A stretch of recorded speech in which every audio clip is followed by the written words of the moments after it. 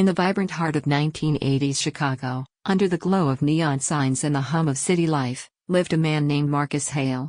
At 36, he was a rising name in corporate finance, a senior strategist at a top investment firm known for delivering results no matter the stakes. Colleagues called him relentless, efficient, brilliant. But behind the boardroom bravado was a man shaped not by ambition, but by responsibility to the one person who had unknowingly become both his greatest joy and his deepest burden, his half-brother, Tyler. Tyler was 14 years Marcus's junior, the product of their father's second marriage. When their father passed away in a sudden construction accident, Marcus was only 20 and Tyler was a crying infant in a crib that still had the price tag dangling off the side. Their mother, a sweet but overwhelmed woman named Brenda, was left with debts, grief, and no sense of direction. It was Marcus who stepped up. He paused his graduate school dreams and took on 3 part-time jobs while tutoring finance students in the evening.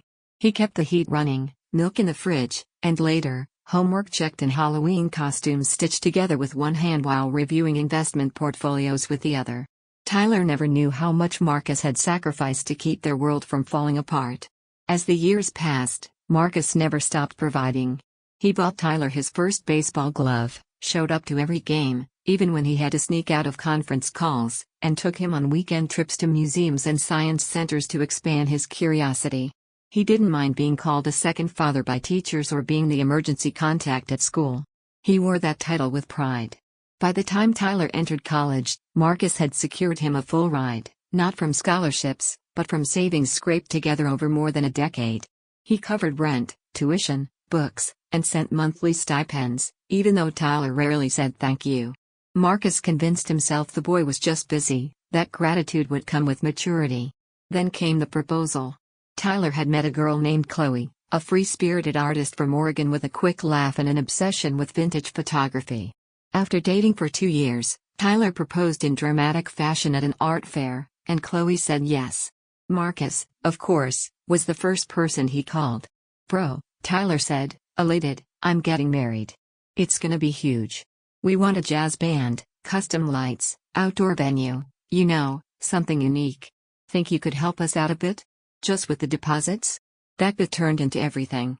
Marcus paid for the wedding planner, the venue overlooking Lake Michigan, handcrafted flower arrangements flown in from California, even Chloe's dream of releasing white doves after their vows. He was promised reimbursement later, some of it a gift, some of it for now. But he didn't keep track. Marcus didn't care. He wanted Tyler's day to be perfect. The final gift was the honeymoon. Marcus spared no expense. He booked them a 2-week luxury retreat on the Amalfi Coast in Italy. Ocean view villa. Gourmet dining. Private driver. Spa treatments. A memory carved into time.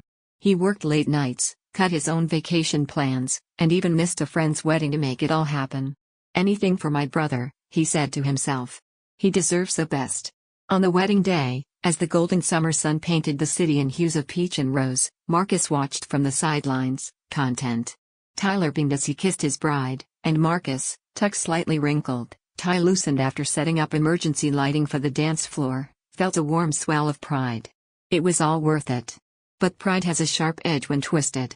As the reception waned, Marcus stepped outside the ballroom to take a call from a client overseas. He paused under a canopy of fairy lights, the city skyline twinkling in the distance. The cool evening breeze brushed against his face as he ended the call and leaned against a pillar to rest. That's when he heard it. "Honestly," a voice said, muffled at first, then clear as they stepped closer, "I wish Marcus hadn't even come." Marcus froze. It was Tyler. "He's just too much, Tyler continued, laughing with someone, maybe Chloe, maybe their mother Brenda. "Like he thinks throwing money around makes him family or something. It's kind of pathetic." The words slammed into Marcus like a car crash. "I mean, don't get me wrong," Tyler added. "The honeymoon? Killer. But he acts like he bought himself a seat at the table just because he wrote the checks. It's embarrassing." There was laughter. More than one voice. Chloe's, unmistakably. Even Brenda's soft chuckle. "Don't be cruel," she said, though the words lacked conviction. "He's just lonely. Let him feel useful." Marcus's chest tightened. He couldn't move. Couldn't breathe. Useful. That word echoed louder than the others. It wasn't the first time he'd heard it. Not in that tone. Not with that pity. He remembered Tyler at 10, frowning at the video game console Marcus bought him for Christmas. "This isn't the right one," he'd muttered. "Liam's got the Ultra Pack version." He remembered Tyler at 21, getting the car Marcus paid for after he wrecked the old one in a street race. "At least it's not a station wagon," he'd scoffed, already bragging about it to friends. Back then, Marcus had told himself it was just immaturity. That love didn't need thank yous. That family meant showing up, no matter how it looked. But now, beneath the string lights of a wedding he had funded down to the linens, Marcus realized a devastating truth. He hadn't been a brother to Tyler. He'd been an open wallet. The realization didn't arrive with drama. No tears. No shouting. Just a quiet, aching numbness as Marcus turned and walked back into the reception, forcing a smile, playing the role one last time. But something in him had changed. For the first time in his life, Marcus Hale felt alone, truly, gut-deep alone, in a room full of people he had given everything for. And a voice inside whispered, "You don't owe them anything anymore." Marcus barely slept that night.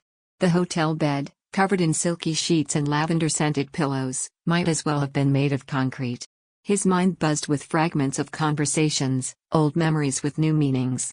The laughter, the voices, the word useful. By 4 a.m., Marcus sat at the desk in his room, the soft hum of the minibar fridge and the blinking blue light of his laptop the only signs of life. His hands hovered over the keyboard, cursor blinking on the confirmation screen of the Amalfi honeymoon package. He'd looked at the dates, the villa, the amenities, all designed to spoil Tyler and Chloe. But now, the trip looked different. Like a gift offered to someone who never deserved it. He thought about canceling everything. But canceling felt too mild. It was what they'd expect if he got angry, a petty withdrawal, a tantrum. No, Marcus wanted them to remember this trip. Not as a beautiful escape, but as the moment the bank finally closed its doors. He wanted Tyler to feel what Marcus had felt for the last 20 years, stranded, unsupported, alone. That's when he began to scroll. On the same booking platform, buried beneath 5-star villas and Michelin star experiences, he found something else, an authentic Italian countryside retreat. It was budget-friendly, marketed toward adventurous backpackers and minimalist travelers. Shared lodgings. Cold showers. No AC. Group meals served on plastic trays. A communal space with bunk beds and no room service. Reviews mentioned insects. Long walks to the bathroom. A spiritual escape from materialism, one glowing review said. Exactly the opposite of the Amalfi dream. Marcus grinned grimly. He clicked Modify Reservation. The dates stayed the same. The flights remained first class. But the destination? No longer an elegant seaside villa but a bare-bones rural guesthouse surrounded by goats and hiking trails. Tyler and Chloe wouldn't know until they landed in Naples. The next morning, Marcus showed up at O'Hare International Airport with a cappuccino in hand and a practiced smile on his face. Chloe greeted him with the same sugary sweetness she always used when she wanted something. "Oh my God, Marcus. I seriously cannot believe you did all this," she said, giving him an air kiss on the cheek. "This is the most insane wedding gift ever." "Yeah, man," Tyler chimed in, slapping Marcus on the back. "You went all out. We saw the pics of the resort, damn. You didn't have to do all that." Marcus gave a cool shrug. "Well, you two deserve the best." Chloe beamed. "I told Tyler he was lucky to have a brother like you." Marcus smiled, this time almost genuinely. Just wait, he thought. As the couple disappeared past the security gate, arms linked, Marcus walked out of the terminal.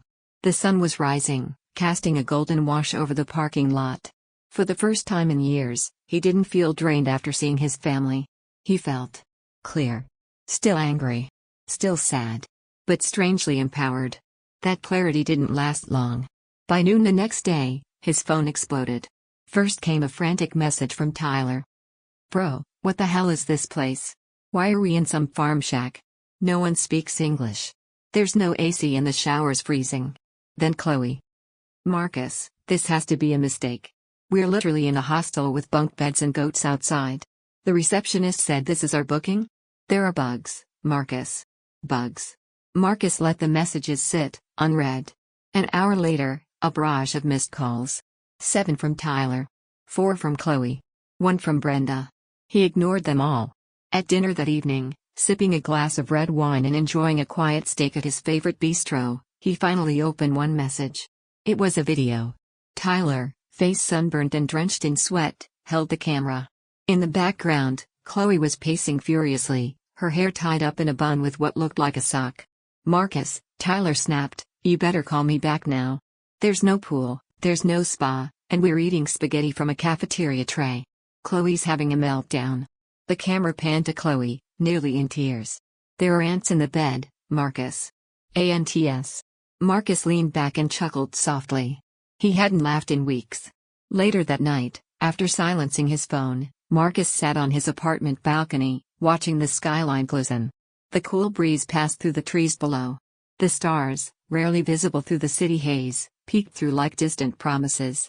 And for the first time since the wedding, he felt peace creep into his chest. Until the calls started again. This time, it was Brenda. He debated letting it go to voicemail, but curiosity won. He answered. "Marcus," she hissed. "What did you do?" "Tyler and Chloe are miserable. They said the place is filthy. No Wi-Fi, no service, no." "They're safe, aren't they?" he asked calmly. "Well, yes, but..." "Then they're fine. It's Italy, not Siberia." Brenda exhaled, exasperated. "You're being cruel. That wasn't the agreement." "Funny," Marcus said, voice hardening. "I don't remember agreeing to be your family's emotional punching bag." "Oh, come on, Marcus. You're overreacting. You always take things so personally." His jaw clenched. "That phrase again. You're overreacting." "I heard everything, Mom," he said evenly. "At the wedding. The laughing. The comments. The word useful. You all think I'm a credit card with a pulse. That's not fair." "No, what's not fair is working myself to exhaustion to make your lives easier and getting mocked behind my back for it." There was silence. Then, finally, Brenda said, "Marcus, you need to fix this. Now." "I'm done fixing things that break because of you," he said quietly. "This is Tyler's honeymoon. He can figure it out." He hung up. That night, Marcus slept better than he had in months. By the third day of their authentic honeymoon experience, the messages shifted. No longer angry, they became pleading. "Okay, Marcus. You made your point. Can you please help us find another place? I'll pay you back, I swear." "Tyler. I'm sunburned, I have 3 bug bites on my leg, and the only thing for breakfast was toast. Please. Just help. Chloe." Marcus smiled as he deleted each message. Let them sit with it, he thought. Let them feel it all. Because for the first time in his life, Marcus wasn't playing the role of savior. He was playing the role of a man who finally said, "Enough."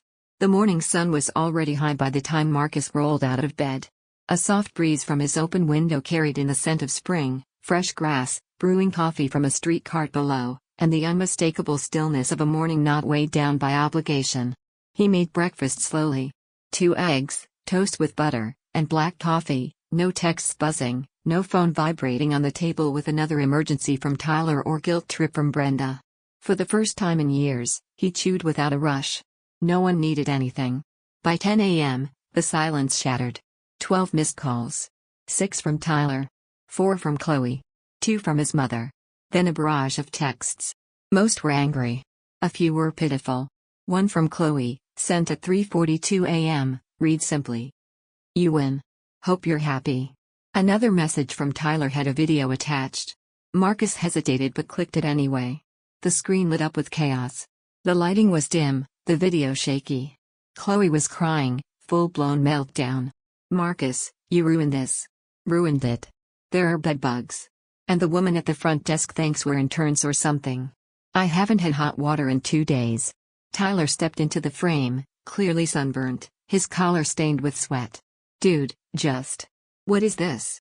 You said Amalfi. You said villa. This is a barn with tile floors." Marcus couldn't help it, he laughed. Not out of cruelty, but catharsis. For the first time, he was seeing his family scramble without him. There was a strange satisfaction in watching them flounder, in knowing they were finally learning how much he'd been shielding them from life's discomforts. And all it took was one push, one cancellation, to make the walls come down. That evening, his phone rang again. "Tyler." Marcus let it go to voicemail, but this time the message was different. There was no yelling. Just a sigh. "Marcus. Look. I know you're pissed. Okay? I get it. I said some things I shouldn't have. We all did. I didn't mean for it to come out like that. You know how I am. Marcus paced his apartment, phone to his ear, listening. Please help us book somewhere else. I'll pay you back. Chloe's about to lose her mind. I know I messed up. Just help me out one more time, okay? It wasn't enough. Not yet. He called Tyler back. The phone picked up on the second ring. Bro, finally. Where's the butler? Marcus asked calmly. There was a beat of silence. What? The butler. The champagne. The spa. Where's all of it? Tyler's voice tightened. Don't do this. Oh, you mean like he just throws money around like it makes him part of the family? Marcus said, repeating the words that had haunted him since the wedding. Or at least he's useful for something? Which one should I respond to? Tyler stammered. Marcus, look, it was just a joke. We were drinking. You know how weddings are. I know exactly how they are, Marcus replied, voice sharper now. You smile in my face and mock me the second I turn my back. That wasn't a joke. That was honesty. Tyler's voice dropped. Come on, man. You're making a big deal out of one moment. One moment? Marcus said. Try 20 years of them. Chloe's voice rang in the background. This is ridiculous. Marcus, enough. You've made your point. Now fix it. Marcus took a slow breath. I would love to help, but then again, I wouldn't want to embarrass you by being useful. And with that, he hung up. No hesitation this time. The next day, Brenda called. Again. This time, Marcus answered, curious to hear what angle she'd take. Marcus, she said with that tone, exasperated, matronly, guilt-laced. What on earth is going on? Tyler and Chloe are devastated. I've been fielding calls from Chloe's mother. Do you know how embarrassing this is for our family? For our family? Marcus repeated. You mean the one that thinks I'm just a bank account with a phone number? Oh, don't be dramatic, she huffed. You're overreacting. There it was again. His fingers clenched around the phone. No, Mom. I'm finally reacting. You just never liked when I said no. You're punishing your brother over something silly. Disrespect isn't silly, he said. Lying to me, using me, laughing at me? That's not a joke. It's a betrayal. She exhaled like a disappointed teacher. I didn't raise you to be spiteful. No, Marcus said. You raised me to be responsible. For everyone. Always. To fix what you didn't want to deal with. And I did it. I raised Tyler. I paid for everything. And none of you ever stopped to ask how I was holding up. She was quiet. I'm done, Mom. So what? You're just going to cut us off? He looked around his quiet apartment. A book on the coffee table. A warm mug of tea on the windowsill. The breeze gently moving the curtains. Yeah, he said. I think I am. And he ended the call. 2 days later, Tyler called one last time. Marcus, he said, his voice hoarse, deflated. Okay. You win. Marcus raised an eyebrow. Do I? Tyler sighed. I messed up. I shouldn't have said those things. Neither should Mom or Chloe. I get it now. Do you? Marcus asked, unconvinced. Yeah, Tyler said. I've been trying to plan things without you, and nothing works. You always made it look easy. But you were doing everything. I didn't see it before. That's because you never looked. Another pause. Then, with a sheepish laugh, Tyler said, I miss my brother. And for a split second, Marcus felt something twist in his chest. A flicker of something old, something loyal. But it passed. I don't know if we'll ever be okay again, Marcus said softly. You'll have to prove it. Not with apologies. With change. Tyler swallowed hard. Okay. Marcus hung up. He didn't block the number. But he didn't call back either. Some bridges weren't burned. They just didn't lead anywhere anymore. For years, Marcus Hale's phone had been a pipeline of problems, late-night texts begging for money, guilt-laced voicemails from his mother, or sudden emergencies only he could solve. Now, for the first time in decades, it was silent. Blessedly, beautifully silent. It had been 2 weeks since the disastrous honeymoon and the final call with Tyler. No new messages. No follow-ups. No "can you cover this?" Or "we didn't mean it like that." The storm had passed, and Marcus was finally sitting in the wreckage, not of his own doing, but of the expectations he had spent a lifetime trying to live up to. He didn't feel triumphant. Not exactly. What he felt was free. free in a way he didn't even know he needed to be. There were moments when the quiet unnerved him. When he reached for his phone expecting chaos. When he'd instinctively calculate how much he could spare from this month's bonus before remembering, no one's asking anymore. But more often than not, that silence felt like peace. He began building a life that didn't orbit around anyone else's need. He took long walks in the park after work, listening to old jazz records through his earbuds. He picked up reading again, actual reading, not just business memos or financial forecasts. He cooked meals that took time, experimented with flavors he'd never bothered with before. He stopped checking group chats. Stopped wondering if anyone had reached out. He didn't block anyone, didn't rage delete contacts. He just stepped away. When the guilt tried to sneak back in, usually in the late hours of the night, when the apartment was still and his mind was loud, Marcus would walk to his window, look out over the skyline, and remind himself, they laughed at you. Not once. Repeatedly. And none of them stopped it. That was the part that stuck. Not Tyler's drunken complaint. Not Chloe's snide dismissal. Not even Brenda's predictable scolding. No one stood up for him. No one said, Marcus doesn't deserve this. They just laughed, like it was normal, like it was truth. That hurt more than anything else. A few weeks later, Marcus found himself seated at a quaint outdoor cafe in Florence, Italy. Cobblestone streets glimmered in the twilight, and the air carried the aroma of baked bread, wine, and soft tobacco. He sipped a glass of Chianti and watched as people strolled past, couples, tourists, locals on bicycles with baskets full of groceries. He was alone. But it didn't feel like loneliness. It felt like solitude. He thought of how this trip would have gone if he had still been playing the old role, if he'd used his vacation days to fly across the country and babysit Tyler's next disaster. If he had been tracking bank transfers from a hotel room. If he had been frantically trying to appease people who didn't value him. Instead, here he was. At peace. Eating handmade pasta, journaling between courses, and rediscovering the self he'd abandoned long ago. That night, in the warmth of his rented apartment overlooking the Arno River, Marcus wrote a letter to himself. Not to send. Just to say what he had never allowed himself to say out loud. Dear Marcus. You are not their failure. You are not their crutch. You are not selfish for choosing yourself. You have loved them fiercely.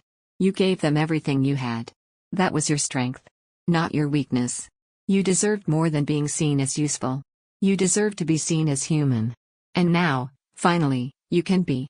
He folded the paper and placed it between the pages of the novel he was reading. A quiet gesture. A private promise. Back in Chicago, life remained quiet. Until, one afternoon at work, Marcus's phone buzzed with a familiar name, Brenda Hale. Not a call. Just a message. If you keep this up, you're going to lose your family. He stared at the text for a long time, thumb hovering above the keyboard. Then he typed. Me? I already did. And I'm okay with that. He hit send. No punctuation. No sign-off. Just truth. He turned his phone face down, exhaled slowly, and walked to the break room for coffee. In the following weeks, the silence continued. Marcus started attending a weekend photography class. Not to become a professional, but because he'd always wanted to learn how to frame a moment. He found joy in capturing street corners bathed in early morning light, or the way strangers' shadows stretched across cafe tables in the evening. He didn't post the pictures. Didn't send them to anyone. They were his. Just his. One evening, as he edited a photo of the river during golden hour, a name popped up on his screen, Tyler Hale. It wasn't a call. Just a message. I get it now. I really do. You deserved better from all of us. I'm sorry. No excuses. No follow-up request. Just those words. Marcus stared at the message, fingers hovering over the keyboard. He didn't respond right away. Instead, he poured himself a glass of wine and stood by the window. Watched the city stretch and breathe beneath him. Listened to the slow hum of traffic, the rhythm of his own heartbeat slowing. That night, he slept without setting an alarm. Because there was no one left to save. Just himself. And that was more than enough. Marcus Hale woke up late on a Saturday morning to soft light spilling across his hardwood floors. No meetings. No errands for someone else. No calls begging for help. Just silence, the kind of silence that feels earned. 2 months had passed since the wedding, and in that time, Marcus had reshaped his entire life. Not dramatically, he hadn't quit his job or moved across the world. But the quiet revolutions were everywhere. He no longer answered calls out of obligation, no longer replied to guilt-wrapped requests with money or time. He was finally living on his terms. His world had shrunk in some ways. The family group chat had gone dark. His social media was quiet. His inbox was clean. But in that shrinking, something precious had grown: peace. Real peace. The kind you feel in your bones. He spent more evenings walking the lakeside path near his apartment, sometimes alone, sometimes with a podcast in his ear. He took a solo road trip through the Wisconsin countryside, stopping at small-town diners and taking photos of abandoned barns bathed in dusklight. He slept well. He cooked for one. He read novels he used to only carry on flights to appease someone else's boredom. He didn't talk to Tyler. He didn't talk to Chloe. He didn't talk to Brenda. And life was good. But peace, like any well-tended garden, can still get unexpected visitors. One afternoon, while clearing out his email inbox, Marcus saw a new message from an unknown sender. He clicked without thinking. From Emily C. Chloe's full name, subject: "You got what you wanted." Body: "Hope you're happy." That was it. No greeting. No signature. No acknowledgement of what really happened. Just passive aggression, cold and pointed like a paper cut from a letter you never asked to open. Marcus stared at the screen for a full minute. Then, slowly, deliberately, he clicked delete. Not archive. Not save for later. Just delete. He didn't feel angry. He didn't feel smug. He felt finished. 3 weeks later, while on a conference call, his phone buzzed again. This time, the name caught his attention: Tyler Hale. Marcus stared at the screen, heart caught between curiosity and reflexive dread. He let the call go to voicemail. Later that evening, he listened. Tyler's voice was quieter than before. "Hey, Marcus. It's me. Look, I know I'm probably the last person you want to hear from, but I've been doing a lot of thinking. I've started paying back the apartment deposit. First transfer should hit tonight. Not much, but it's something." Marcus blinked. For a second, he thought he'd misheard. Tyler continued, "I guess I just wanted to show you I meant it, that I do get it now. You were always there, man. And we treated you like a doormat. I don't blame you for cutting us off. Honestly, I don't think I would have lasted as long as you did." A pause. "I don't expect us to be close again. But if you ever want to talk, you know where to find me." The message ended. No second one followed. No request. No "I need a favor." Just a quiet, tentative olive branch. Marcus didn't respond. Not because he was angry. Not because he wanted revenge.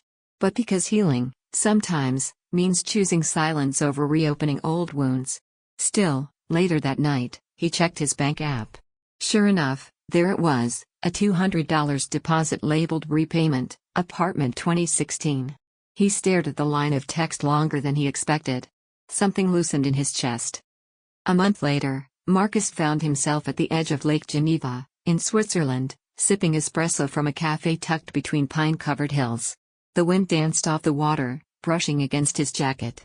Around him, tourists laughed, locals biked past, and the world moved quietly. He thought about the last year, the wedding, the betrayal, the chaos. He thought about the man he used to be, dependable, exhausted, taken for granted. He thought about the way he used to say yes without even checking in with himself first. And now? Now, Marcus said yes only when it felt right. He had learned that boundaries weren't walls. They were doors, with locks, hinges, and keys he controlled. He didn't need to burn every bridge. But he didn't need to rebuild them either. Some people walk out of your life like thieves. Others, like ghosts. And some, you simply outgrow. The final message came months later. It was a letter, in a real envelope, delivered to his office. The handwriting was familiar, Brenda's. Marcus turned the envelope over, thinking he might throw it away. But something stopped him. He opened it. "Marcus. I don't know if you'll read this, but I had to try. I've spent a lot of time blaming you for stepping away, but deep down, I know it wasn't your fault. You were always giving. And I never stopped to ask what it was costing you. I'm sorry. Truly. I hope one day we can talk again. Love. Mom." No guilt. No veiled judgment. Just words. Plain. Honest. Marcus folded the letter and tucked it into the back of his journal. He didn't write back. Not yet. Maybe not ever. But for the first time, he believed something had changed. Maybe not in them, but definitely in him. On a warm spring evening, as the sun dipped behind the horizon, Marcus walked along the river in Chicago, a camera slung over his shoulder and a small smile on his face. He passed by families, couples, joggers. None of them knew the battles he'd fought. None knew the weight he'd carried for decades. But he did. And now, finally, he had put it down. No more performances. No more empty giving. Just peace. Hard-earned. And his. Completely his.